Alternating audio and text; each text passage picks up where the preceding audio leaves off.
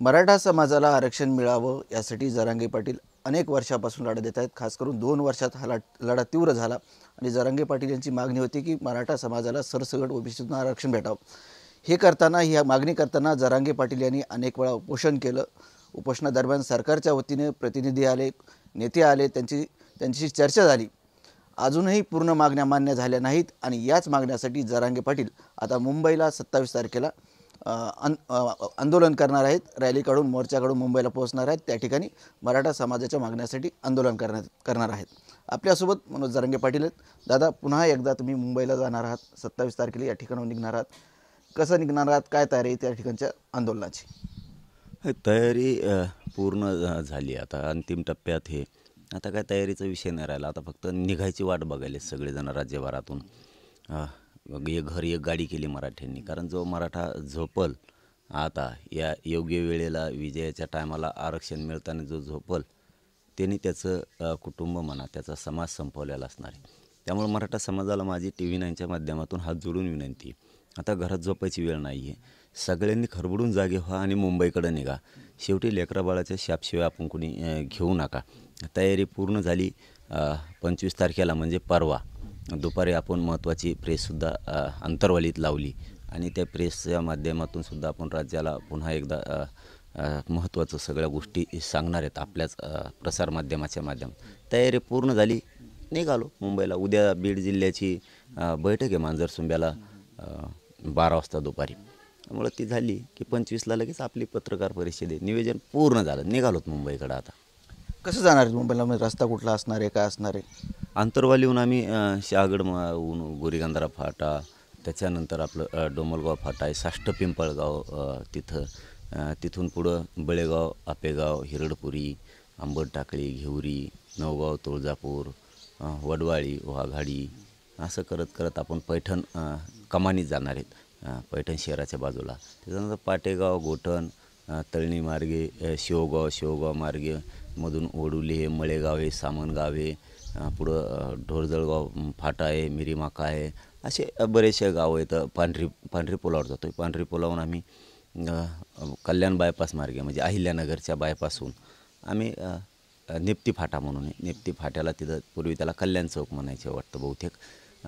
तिथून आम्ही पुढं मग आळा फाट्यावरून नारायणगाव, जुन्नर, शिवनेरी गडावरती पहिला मुक्काम आहे आमचा। तिथून शिवनेरी गडावरून दर्शनं घेऊन आम्ही राजगुरू खेडमार्गे चाकण, तळेगाव, पुढं लोणावळा, पनवेल, चेंबूर, वाशी करत आझाद मैदानाला जाणार आहेत। 28 तारखेला संध्याकाळी आम्ही पोहोचणार। 29 ऑगस्टला सकाळी 10 वाजता उपोषण आमरण सुरू होणार बेमुदत।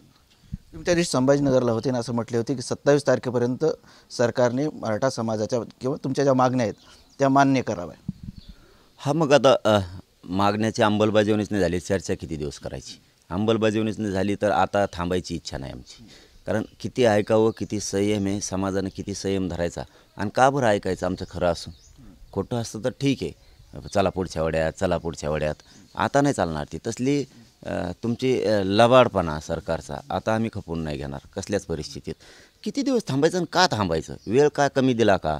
अनेक वेळा तुम्ही वेळ दिला सरकारला, महिना दिला, 2 महिने दिले, 3 महिने दिले। दादा, तुम्ही साक्षीदार आहे TV9 याला की 29 ऑगस्टला 2 वर्ष होत आहेत। मी ते तसले लढे नाही लढू शकत, 2-2, 5-5 वर्षे, 10-10 वर्षे, 20-20 वर्षे तसले मी तुकडाच पाडणार। म्हणजे पोरांच्या कामाला येतं ते। नुसतं आपण 10-20 वर्षे लढत बसलो तर लोकांनी मागच्या पिढ्या बरबाद होत जाते, तर लढून तरी काय करायचं? 29 ऑगस्टला 2 वर्षे पूर्ण व्हायला किती वेळ द्यायचा? त्यामुळे वेळ फेडा आता आमच्याकडून अपेक्षा करायची नाही। अंमलबजावणी त्यांनी आम्हाला जायच्या आत म्हणजे 27 पण नाही, 26 ऑगस्टच्या आतच अंमलबजावण्या कराव्यात। नसता चर्चा मग मी एकदा अंतरवाली सोडी चर्चा फिरच्या बंद, मग मुंबईत गेल्यावर चर्चा। मुंबईत गेले की माघार नाही? नाही, मी सांगितलं ना तुम्हाला आत्ता, काय असतं समाजाच्या लेकराच्या वेदना अपेक्षा ही भंग नाही झाला पाहिजे। त्यांच्या जबाबदारी आपल्या खांद्यावर टाकली, त्यांच्या अपेक्षा हे लवकर मिळालं तर पुढच्या शिक्षणात नोकऱ्याचं भरत्या खूप निघणार आहेत आता दिवाळीच्या नंतर। म्हणून तर मी मराठ्याला म्हणतो बाबा, घरी झोपू नका। घरी झोपून काय वाटोळं करता का? काय करता? घरी झोपून काय मिळणार आहे तुम्हाला? कुणाला भेऊ नका। कोणत्या राजकारण्याला काय नाही करायचं ते काम नाही करायचं, एखादा अर्थ नाही केलं। लेकराबाळाचं चंद्रसूर्य आहे तोवर कल्याण होईल ना, ही विसरून चाललात मराठ्यांनो तुम्ही। खरं सांगतो मी तुम्हाला, TV9च्या माध्यमातून सांगतो, तुमच्या झोपीच्या सोंगामुळं किंवा एखाद्या नेत्यात जाऊ नका म्हणून न गेल्यामुळं, एखाद्या नेत्याला भेल्यामुळं, किंवा आपलं नंतर काम नाही करायचं बा नेता, मग कशाला जायचं आपण आमदार, खासदार, मंत्री किंवा कोणी दुसरा असेल तर नको जायचं, तो काम नाही करायचं. काय करीन? कामच नाही करणार. काय गुतलं रे त्यांच्यावर चढणार? काय काम असतं आपलं कुठलं? काय काम असते त्यांच्याकडे? थोडीफार अडचण आली तर तेवढा फोन करा, इकडं तिकडं करा. ते केलं तर करतात, नाही तर करीत बी नाहीत फोन. दाटूनच म्हणतात केलं तर आम्ही. त्यांच्यावर काय विश्वास होता? इथं जातीच्या लढ्यावर विश्वास ठेवा, जातीवर विश्वास ठेवा, जातीचे पोरं जिंकण्यावर विश्वास ठेवा. त्याच्यामुळं कोणापाशी काही गुतत नाही. केलं तर केलं काम, नेत्यांनी नाही तर नाही केलं तर नाही केलं. आणि आपल्या काय छोटे छोटे काम असते, एखादा दवाखान्याचं नाही तर उली दिली पोलीस स्टेशनचं बांधावून भांडणं झालेली. त्यापेक्षा भांडणंच नाही करायचे, बांधायचे काय त्या दराजाची गरज आहे आपल्याला. ते मराठ्यांनी ते डोक्यातून काढून टाका. हे त्याच्यापाशी गुतत काय गुतत नाही. अरे तुम्ही जर ते विचार करता मायबाप मराठ्या हो, तर लेकराचं आयुष्याचं वाटोळं होऊन जाईल आपल्या. त्याचं ऐकून कुणी घरात बसू नका. त्याच्यापाशी काही कामं गुतत नाहीत. आणि नाही केलं तर नाही केलं काम, आणि ते बळच करील. मतदानाशिवाय ते मोठं होतं आहे का आपल्याशिवाय ते? त्याच्यामुळं त्याला भिवून घरात नका बसू. तुम्हाला वाटन तो काम नाही करायचा, करतो तरी पण करतो. त्याचा विरोध असेल तर तो विरोध पत्करायचा. पण या मोर्चात सगळ्या मराठ्यांनी सहभागी व्हायचं. त्याला उद्या आपलीच गरज आहे. मतदान नाही केलं तर काय शहाणपणा करीन, ते पडून जाईन बातकून, वाटोळं होईन त्याच्या आयुष्याचं. त्याच्यामुळं ऐकून घरी झोपू नका. झोपायचे दिवस नाहीत. सगळ्यांनी सहभागी व्हान, भयंकर लाट निर्माण करा. तुम्ही मुंबईला जाणार आहेत. मराठा समाज भरपूर प्रमाणात म्हणजे मोठ्या संख्येने मुंबईला येणार आहे. त्याचपूर्वी सरकारनं मराठा उपसमितीचं पुनर्गठन केले आणि अगोदर चंद्रकांत पाटील अध्यक्ष होते. आता विखे पाटला, राधाकृष्ण विखे पाटलांना अध्यक्ष केले. कसं बघता याच्याकडे? नाही, त्यात काय ते नादी लावायचा खेळ आहे तो. म्हणजे लोकांना येड्यात काढायचं. आम्ही अमुक केलं, काय केलं, त्याच्यात काय संबंध आहे आमचा? आम्ही काय म्हणतोय, तुम्ही काय करताय, याचं तुम्हाला भानच नाही राहिलं. सरकारनं मस्तीच जगायला लागले. गोरगरिबांना येड्यात काढताय. त्याला वाटतं तुम्ही शेतकऱ्याला येड्यात काढलं असं देवेंद्र फडणवीसांना वाटतं आहे. मी धनगरांना येड्यात काढलं असं देवेंद्र फडणवीसांना वाटतं आहे. मी लाडक्या बहिणींना येड्यात काढलं, शेतकऱ्याची कर्जमाफी करीन म्हणलं केली नाही. काय लोकांना येड्यात काढतो. कुणाला महामंडळं द्यायचे, येड्यात काढायचं.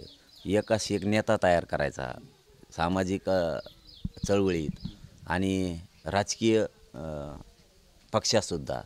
ह्या चालीमुळं त्याला वाटतं आहे. परंतु लोकांनी ना असला विश्वास न ठेवताना आपण आपल्या पद्धतीनं लढा लढून तो जिंकायचा असतो कुठल्याही परिस्थितीत. आणि तो जिंकायचा. आम्ही तर सज्ज झालो बा आता. बस झालं. आणि तसे काय, तसं समिती गठीत करणार आणि येड्यात काढणार. कशा समिती गठीत? पहिलीच येतील पोळ्याच्या दिवशी, फक्त बैल पोळ्याच्या दिवशी खांदे बदलिले फक्त. काही केलं नाही. ते आता हे आणला. आणि काय आमच्या मागण्या काय, आम्ही सरकारला म्हणतोय काय, तुम्ही करताय काय, याचं भानच नाही. मराठा आणि कोण बी एक आहे. काढ म्हणा उपसमितीला जे कर अंमलबजावणी कर.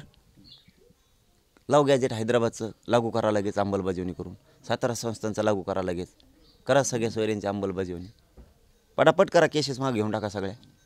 द्या बलिदान गेलेल्या कुटुंबाच्या नोकऱ्या आणि शिक्षण. जे 8-9 मागण्यात ते काढा. द्या व्हॅलिडिटी उद्या सकाळी द्या ना. कशाला रोखल्या रे? कशाला नाटकं करता? उपसमिती, समितीच पाठी देत, परत आता उपसमितीच गठीत केली. हे नाटकबाजी करण्यापेक्षा उपसमितीनं, मुख्यमंत्र्यांनी, देवेंद्र फडणवीसांनी हे काम करा. व्हॅलिडिटी रोखलेल्या आजच्या आज काढा सगळ्या. TV9च्या माध्यमातून माझं आव्हान आहे तुम्हाला. आजच्या आज राज्यातल्या पुऱ्या व्हॅलिडिटी द्या. ज्याच्या नोंदी सापडल्या त्याचे कुणबी प्रमाणपत्र सगळे देऊन टाका. चला द्या. कशाला मग स्थापन केली ती? तुम्ही स्थापन केली ना उपसमिती, आणि द्या आजच्या आज प्रमाणपत्र सगळे. द्या व्हॅलिडिटी आजच्या आज. मग म्हणू वा त्याचा उपयोग झाला आम्हाला. आम्हाला काहीच उपयोग नाही हो यांचा. हे फक्त बैल पोळ्याच्या दिवशी खांदेपालट केली. आता लक्ष्मण अख्खे असं म्हटलेत की जरांगे पाटलांच्या मागण्या रास्त आहेत, पण त्याला ओबीसीतून उत्तर नाही. हे बघा, मी एक दिवस बोललो होतो 1.5 वर्षापूर्वी की धनगर बांधवांनो, तुमचं आमचं काही नाही. तुमचं आरक्षण वेगळं आहे, तुम्ही आम्हाला विरोध करू नका. तुमचं आरक्षण वेगळं आहे. तुमची आमच्यात काही नाराजी नाही. आपण एका बांधावरती येत, एका घरावरती येत, एका दारावरती येत, आपण एका हॉटेलवर येत, एका रस्त्यावर येत, आपण एकमेकाला रामराम घालणारे लोक आहेत रोज.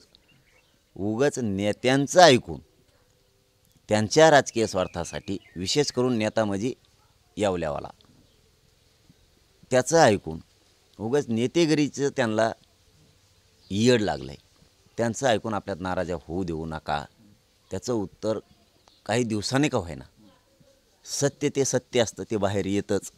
सत्य कितीही हुशार माणूस असू द्या, कितीही तज्ज्ञ असू द्या, कितीही सत्य झाकायचा प्रयत्न केला तरी त्याच्या पोटात सत्य राहत नाही. त्याचं हे जिवंत उदाहरण आहे.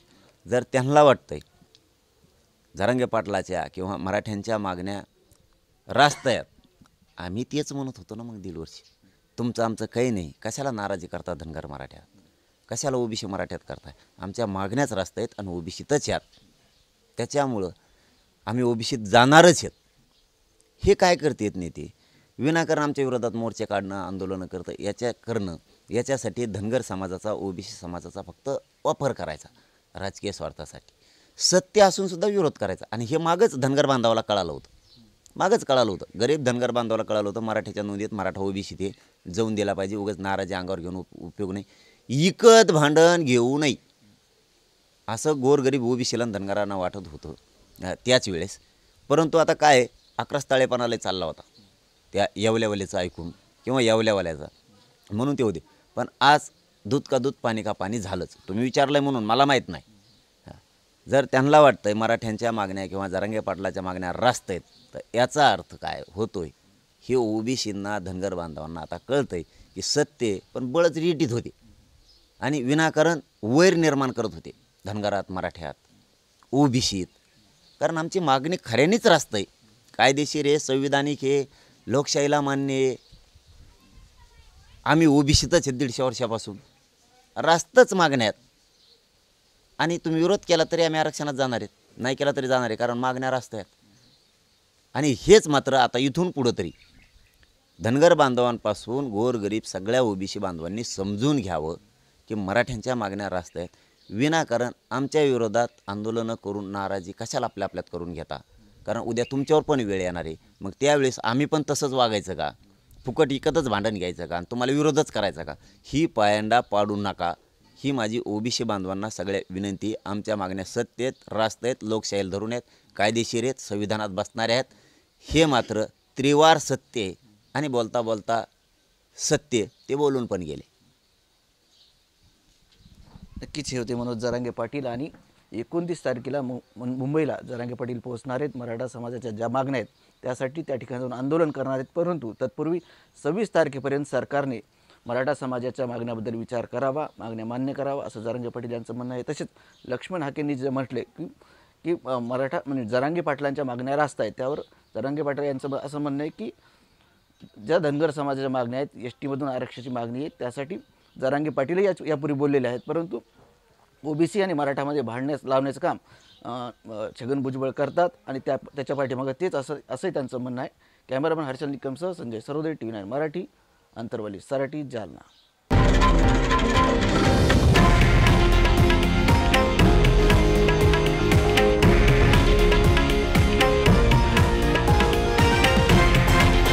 हे आहे देशातील नंबर 1 न्यूज नेटवर्क आणि आपण पाहत आहात TV9 मराठी, एकमेव.